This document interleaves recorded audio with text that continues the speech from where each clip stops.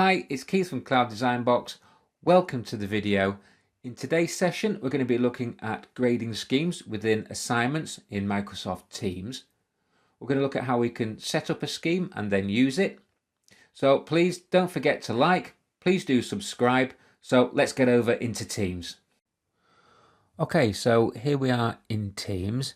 I'm working today in an English Year 7 group and I'm going to drop into assignments. At the moment I've got no assignments waiting, which is great. So I'm going to go over to the top right hand side and I'm going to select the assignment settings cog here. That will open up my settings and I'm going to come down to grading schemes. You get the points scheme, which is default as part of the setup of assignments, but I'm going to come over to the right and select add schemes. This now gives me the option to add a scheme of my own, and first of all we need to give it a name. I'm going to call it level 1. I then get the option to be able to hide the points, so it says that points will be hidden and only the grade names will be displayed. So when I come to create my assignment, I can just purely grade the assignment out of, say, for example, grade A, B, C or D, or I can get it to show the points as well. We'll look at that in a little bit later on. However, by default, you get grade A, grade B. I'm going to add 2 levels. I'm going to call it A, B, C and D. So now that I've put my grade names in, I can start to look at my percentage range. So what do my students need to achieve to be able to get a grade A? So by default, the percentage range is 90 to 100. That's what's come out of the box, so I'm going to stick with that. My percentage range to get a grade B, 80 to 90. I'm just going to drop that a little bit, down to 75. Then for grade C, I'm going to go for 50% to 75. And for grade D, I'm going to go from 0 to 50%. I'm quite happy with that range. I know that my students should all be achieving level C's and above in this case. It does work out your default percentage. So when we come to grade it, we can just potentially just put a letter in, A, B, C, D, and it will automatically assign a percentage. Or when we do actually come to grade our assignment, we just give it a points value. It will then sort it out and apply the grade automatically, and we'll look at that in a second.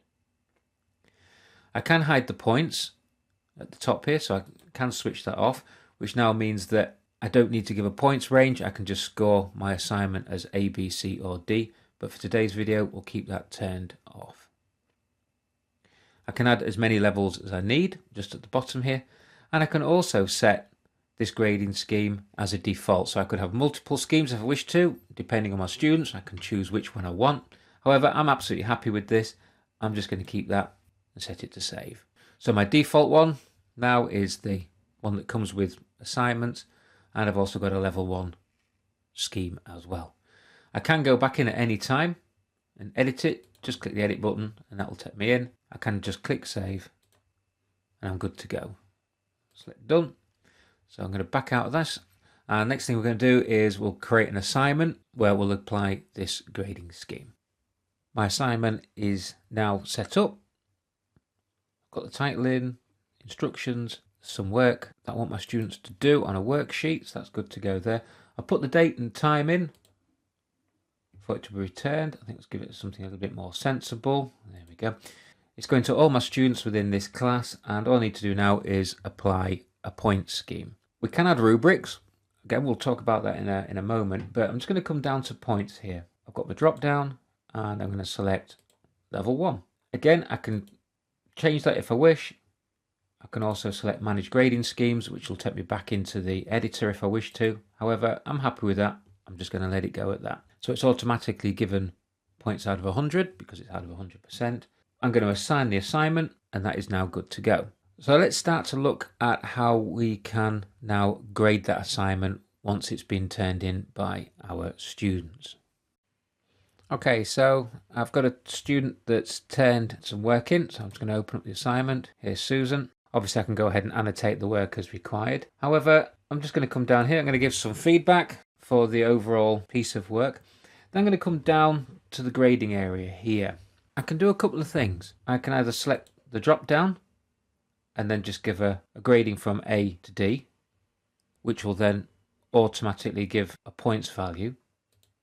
However, I prefer to apply a points value for the piece of work. So I'm going to say that this piece of work was worth 75 out of 100, and that will then auto grade it, in this case at grade B. So for example, if she'd scored 90, it's now auto graded at A. And if in this case Susan hadn't done so well, she got 45 out of 100, that would be graded at D. However, I'll go with 80 and I'm going to return that piece of work. I can then continue to use my speed grader to grade my other students' work as normal. I'm just going to close this down. So into the returned area, and as we can see, there's Susan. She had the feedback. It's been graded at B at 80 out of 100. Let's just drop through into the student view. That sits in a completed area. There's the worksheet there. As we can see, well done, 80 out of 100, and it's graded at B. Let's go back into the teacher view. You can also use grading schemes in conjunction with rubrics. So I'll just quickly set up an assignment that's going to be using a rubric as part of its marking criteria. So here's my assignment about ready to go. Got my worksheet attached. I've also attached an English creative writing rubric, and all I need to do now is apply my grading scheme. It's already picked up 100 points from the rubric already. However, I'm just going to come down here, select my level 1. That's good to go. And I'm going to assign that now to my students. My student is going to quickly just do the work. So I'm just going to open that assignment now and let's have a quick look. So there's Susan, she's handed the work in. There's her answer sheet. I can annotate that as normal. I'm now going to grade the assignment using the rubric, and as the points are added, it will automatically apply my grade from A to D. So I'm going to open up the rubric, and for creativity was fair, spelling and grammar was good. I finished with the rubric. As you can see, the accumulated points from the scoring of the rubric was 55 out of 100. That's applied a grade of C. Put my feedback in as always, and then I can then return that back to the student.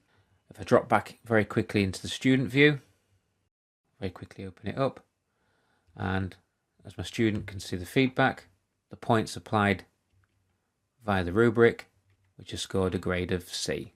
Let's go back into the teacher view. So now that I'm back in the teacher view, I can turn the points value off. So as we were seeing, my students were scoring a mark out of 100.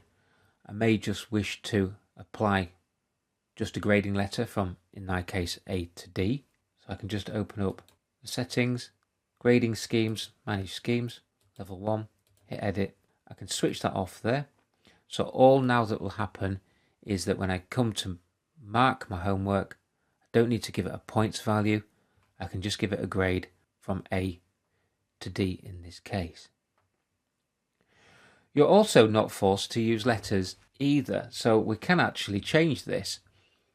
So I could put in, for example, if I use Windows period or Windows full stop, I can put emojis in, for example, so I could give smiley face for top marks. I can work my way through.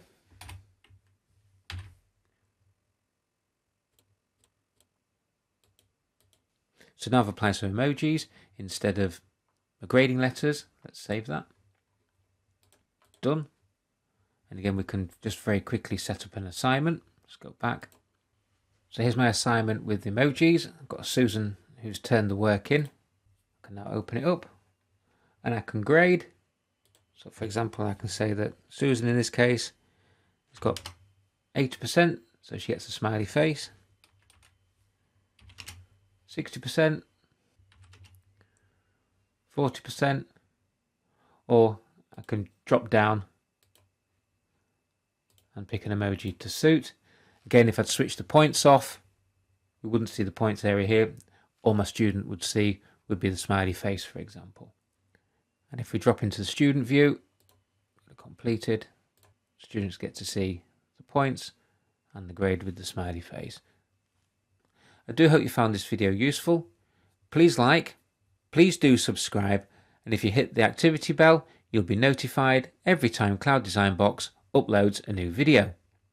Thanks for watching.